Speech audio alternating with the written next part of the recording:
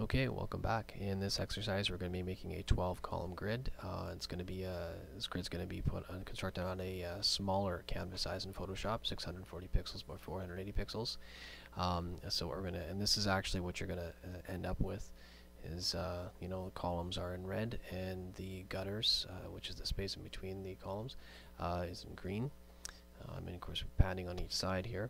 So I'm going to go ahead and set up a new canvas. I'm just going to actually already have this defaulted, so I'm going to kind of copy and paste here. 640 by 480,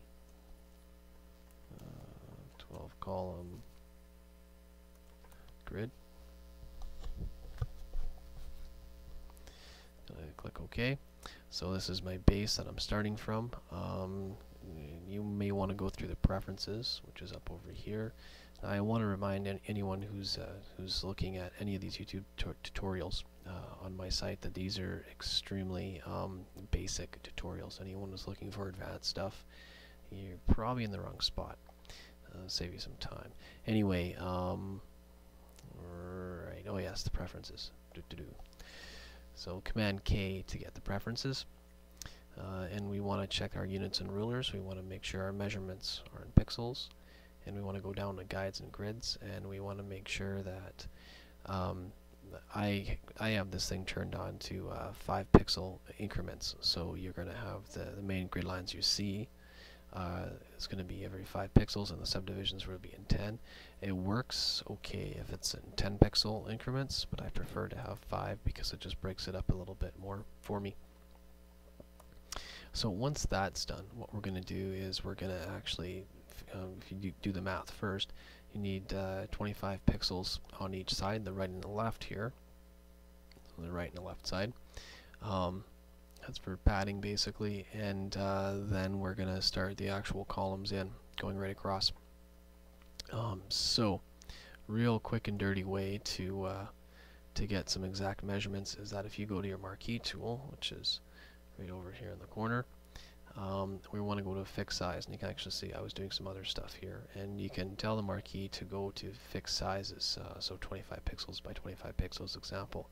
Make yourself a nice little square, but we want actually 25 pixels by wide by 480 tall. So just type that in here, and when I have this selected and I click, I get this nice, wonderful marquee that's already set up to exact measurements. And I could go ahead and actually, I could click and drag this out and measure it perfect. Oh, this is something else. A big note for everyone who's using CS5. Notice how when I zoom in here, the rulers don't change until I actually click and drag it around. I'll do it again so you can see that 25 just likes to stay there. Now watch what happens when I click and drag. Pow. There's a glitch inside CS5. I don't know if there's an update for it yet. I'm not exactly sure. So something to know if anyone has the original version. So anyway, that aside, so there's my 25 pixels. What I'm going to do is drag a guide right out, and it's going to snap right on that 25. Okay, so now what I want to do, and I could also, by the way, have made done the same thing. I could have gone down here to new guide, and I could have made a vertical guide and stuck 25 pixels, and it would have done the same thing. So now after that's done, this is kind of like my base point. I'm going to zero out the rulers. Now zeroing out the rulers, you actually go right up in this very corner, and you can see how it's a 0, 0. If I was to take this, drag my cursor and drag it, see I got these crosshairs, and wherever I put these crosshairs now, that's where the 0 point is going to become. So I'm going to drag that up and smack it right there, so just to make sure it's, gotta love CS5. So anyway, that's just kind of tapped out right there, so it's 0, 0 right across, which is fine. I'm more interested in the vertical or the horizontal measurement other than the vertical at this moment in time.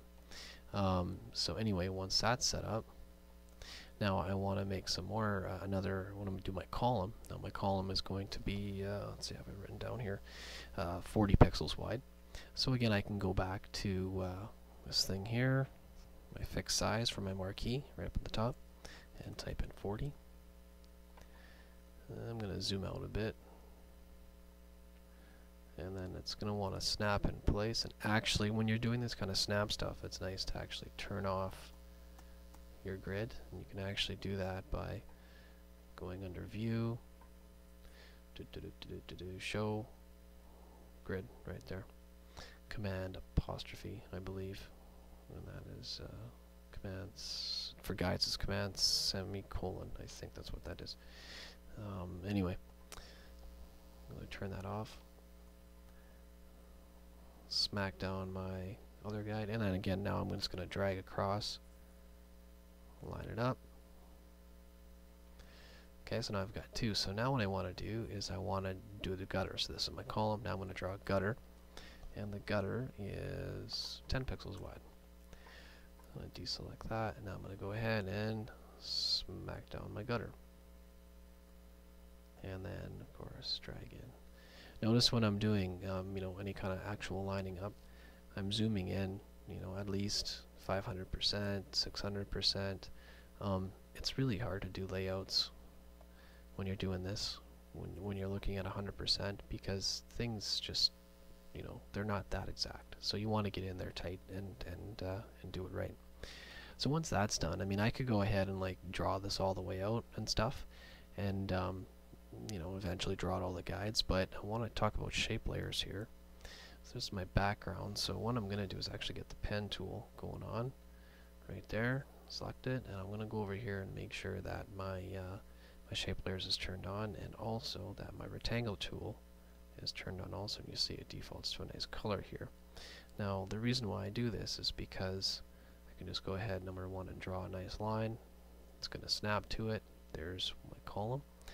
And I can actually go ahead and drag another one out, and I can duplicate that also, but I'm just going to draw another one, and then I'm going to go ahead and maybe make it a light pink color instead. So there's both of my columns, and actually I can name these, call that call for short because I don't want to type too much, and then call this one gutter. So now I'm going to take these two guys, shift select them, and Command G, group them.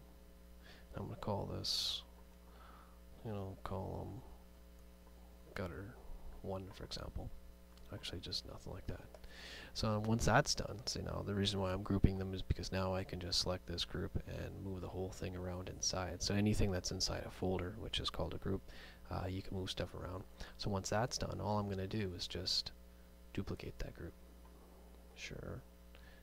Hold my shift key down as I'm dragging it over. I hold the shift key down so it prevents things from like going all over the page, and it's going to want to snap. Duplicate group again, and you just kind of keep on going.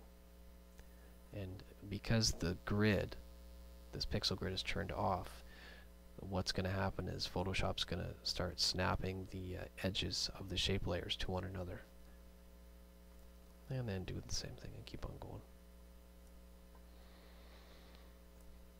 This is a nice, and you could even set up a bunch of Photoshop actions to automate this for you, because if you had to do a lot of them, it would really stink. Now when you get to the last one here, and just keep on going, you're going to have to just turn off that one gutter on the end.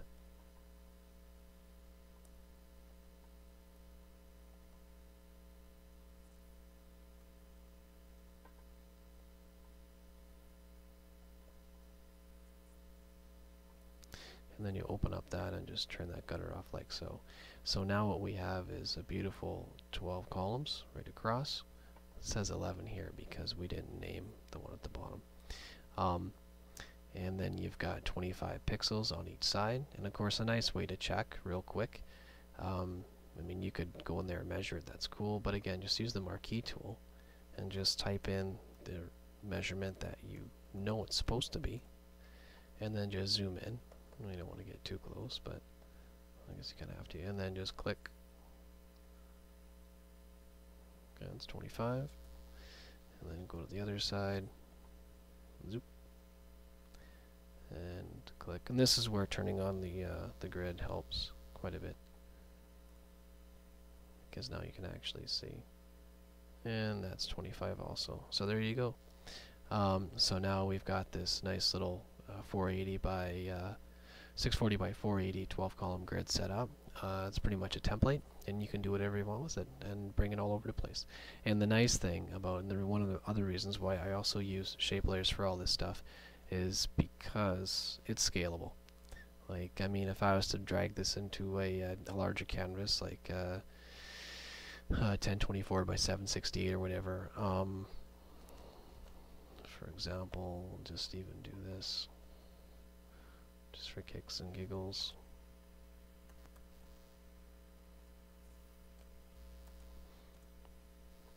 Now all I have to do is just grab that free transform and scale the whole thing up, and Bob's your uncle. And now I've got, you know, and I mean, I could, I suppose, scale it out that way too, as long as I know what the proportions are and everything fits into the 5 or 10 pixel grid. And there's no loss of resolution, so nothing goes all fuzzy. Of course, you can also take this, and you can take this 12 column and subdivide it, so you have a 24 column. Like basically, the rule or lesson here today is just, you know, how to develop a column grid in the first place. So hope it was informative, and stick around because there'll be a lot more coming. Thanks.